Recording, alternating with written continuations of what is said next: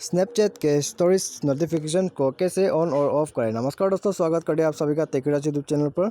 तो दोस्तों, आप कैसे स्नैपचैट अकाउंट में अपने स्टोरीज नोटिफिकेशन सेटिंग्स को ऑन और ऑफ कर सकते हैं, आज मैं आप लोगों को इस वीडियो में बताऊंगा। तो पहले तो आप अपने स्नैपचैट अकाउंट को ओपन कर लीजिए और उसके बाद आपको जाना है आपके प्रोफाइल में। और प्रोफाइल में चले जाने के बाद आपको यहाँ में आपके गियर सेटिंग्स में जाना है और यहाँ में जाने के बाद आपको जाना है आपके नोटिफिकेशंस में। तो यहाँ में स्क्रॉल डाउन करके नोटिफिकेशन में चले जाइए और उसके बाद आपको यहाँ में स्टोरीज फ्रॉम फ्रेंड्स का ऑप्शन मिल जाता है। तो उसको आप यहाँ में ऑफ़ भी कर सकते हैं और ऑन भी कर सकते हैं। तो अगर आप इसे ऑफ़ कर दें तो किसी भी फ्रेंड्स के स्टोरीज जो अपडेट हुआ है वो आपको नहीं मिलेगा।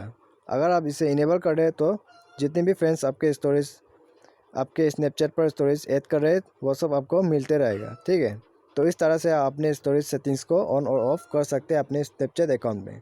तो उम्मीद करते हैं वीडियो पसंद आया होगा। Thanks for watching.